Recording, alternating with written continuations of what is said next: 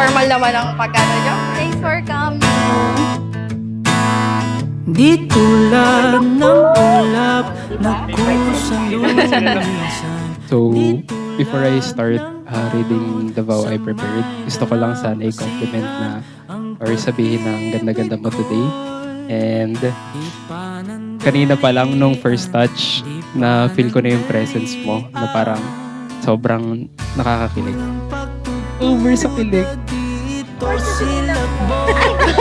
Sino? Salay?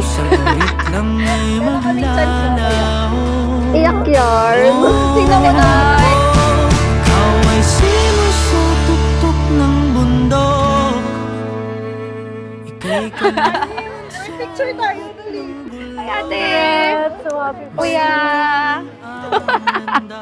Hindi ako sanay sa attention. Medyo kinakabahan na. Nung lumabas na ako, kinabahan na ako. Parang nalalamig na yung kamay ko. Sa hangin ba yun? We are created by God as imperfect individual. So walang perfectong nilikha ng Diyos. But you are perfectly matched by God. Diba? Kaya nga kayo ang pinagtagpo at tinadhana. Hindi ko lang alam saan una kayo nagkita Sa school ba o sa church? As you could remember, we met very early. We were classmates in Sunday school. Dati, magkaklase lang tayo noon sa Sunday School. Naging mag-MU na on-off. We were even called Summer Love Team. Kasi every vacation Bible school lang nagiging tayo. Pareho lang yan ano? BBS, di ba? Doon pala kayo pinagtagpo sa BBS, no? Tinutokso pa kayo dati, ano? Hindi yan tatagal, pastor. Pang-summer lang mga yan. kaway sino sa tuktok ng bundok. Ika'y kanlungan sa lahat ng bulong. Masukan. Remember when our pastor said, "Naku, bunso at panganay, mahirap yan." And I can say it was really challenging.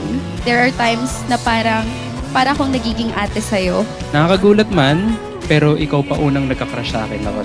9 years. Mag-going 10 sa April. Oo. High school pa lang. Pero ako na nagkagusto. Inaamin ko naman. Wow! Di ko rin alam bakit. Kasi alam kong napaka-unlikable ko noon para maging crush mo ng 2011. But it's okay because you are the funniest guy for me. You turn my irita and galit into laughs. I have witnessed you turn from a very shy, cold boy to a man who loves me so much. Takes care of me each day, makes me laugh every day, and always makes me feel like a princess. And makes everything fun.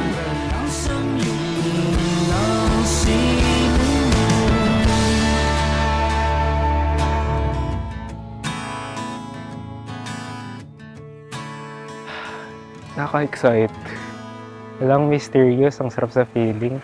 Pray na tayo, sige. Okay, let's pray. Yes, Heavenly Father, Lord God, first of all, Lord, we want to say thank you, Lord, sa magandang panahon. I pray, Lord, na ma-enjoy namin every moment, malasap namin, Lord, every moment, Lord, ng araw na ito, Lord God. And now, Lord, as we go on through this ritual, Lord God, na kami ikakasal na, I pray, Lord, na naway kayo pong maging center ng aming relationship, not only at this day, Lord God, but also for the rest of our lives po, Lord God. Thank you, Lord, for everything po, for all the blessings po. Just name we pray. Amen. Yeah, love you so much. Sa makantong banda, huwag kang mag-alala. Kahit pa ibabo ang mata, ayos lang basta't kasama ka't langit. Batuwing kapiling ka, dito ka lang, dito ka lang, This is the day na talaga, di ba? This is the day that the world has made. I vow to love you in quiet moments and stormy ones, not only when it's easy, but especially when it's not. I'm excited to see what's ahead of us, whether more laughs or fights. I'm really excited to experience it all with you.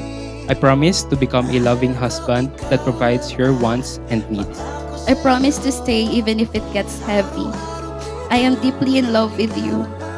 We've spent nearly a decade together, and I can't wait to spend more years with you and grow old with you. To the boy that you were, the man that you've become, and all the other versions of you that I am about to meet. I love you so much.